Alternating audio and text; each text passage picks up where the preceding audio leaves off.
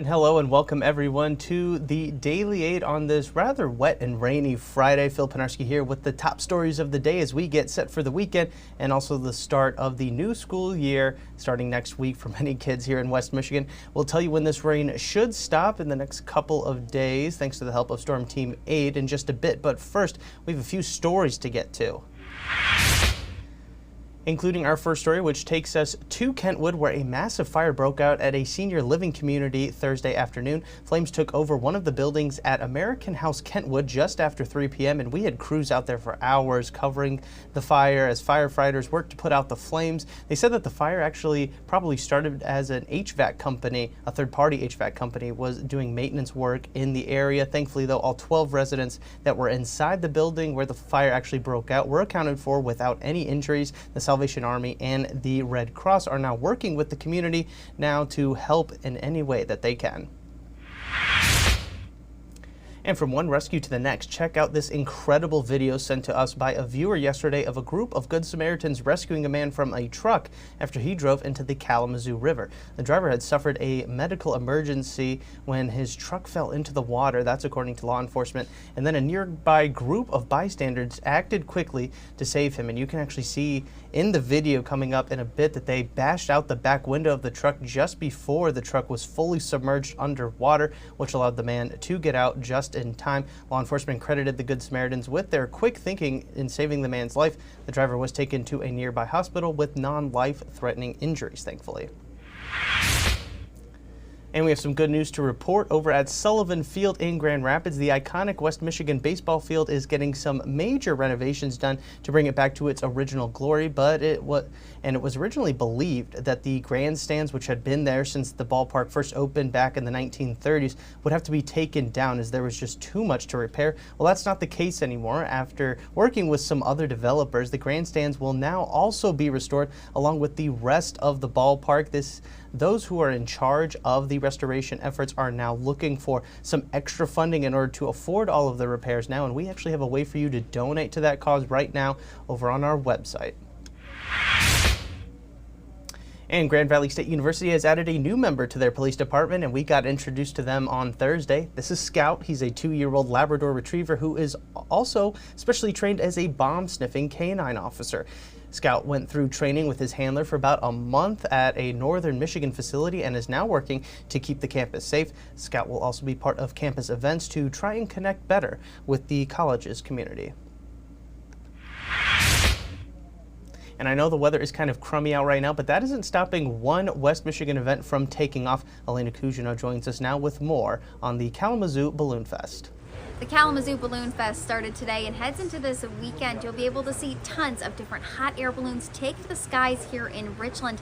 And that's not all. There's also going to be some family fun activities and a market for you to check out. In fact, that market started at 10 o'clock this morning here at Gold Meadow Farms, and everything there is locally made. Then at 4 o'clock this afternoon, you can check out the family activities. There's an apple chute slide, or there's also a zip line, and you can also grab food from 5 different kinds of food trucks. That starts at 5 o'clock this evening. And this weekend, you'll also be able to meet and greet with the pilots and crews who get these balloons off the ground. Now, one of the things the festival organizers are monitoring is that weather. They'll be sure to post updates on any cancellations or changes over on their Facebook website. For now, in Richland, Elena Cousineau, News 8. All right, thanks, Elaine. And that's actually a perfect segue into our 6th story of the day here on the Daily 8. This week's weekend planner is out now. You can check out 10 awesome events happening all across our coverage area over these next few days. It's the last summer vacation weekend for a lot of students in West Michigan, like I said earlier, so why not enjoy something fun for the whole family? You can take part in the Runway 5K at the West Michigan Regional Airport for their Aviation Day celebration, or you can head on down to Muskegon for Goth Day at the beach at Pierre Marquette. Or maybe you want to learn a little bit more about the Grand River, and you can do so with the help of the Grand Rapids Public Museum. All of those events and more can be found inside this week's weekend planner over on woodtv.com. Hopefully the weather does clear up for all of those awesome events. And now for a look at your forecast, let's send it now over to Storm Team 8 meteorologist Matt Kirkwood. Okay, warm front and cold front combination moving through, providing us with the showers and thunderstorm chances right on through the day. I think the best bet is going to be early on today, and also as we head into the evening hours. Likely a good portion of this Friday will be dry in between. That's why I don't have a thunderstorm icon or rain icon at the noon hour. You can see it's going to be a muggy 80 degrees. It's probably one of those days, especially if the sunshine breaks out, it's going to feel even warmer than that. Not the greatest of beach days. If you're heading to the beach, be aware, especially from Grand Haven northward, could see some isolated 3 to 4 foot waves with that southwest wind. This is what we're tracking out there. Warm and humid today. This is going to be the warmest of the stretch, the most humid, and that humidity will persist through the weekend along with that chance of rain. And then beautiful weather unfolds in that 8-day forecast after the weekend. Not the best timing, unfortunately, but at least we get this nice pattern into next week with highs in the 70s, lows in the 50s. Midweek could even see some lows in the 40s in rural locations.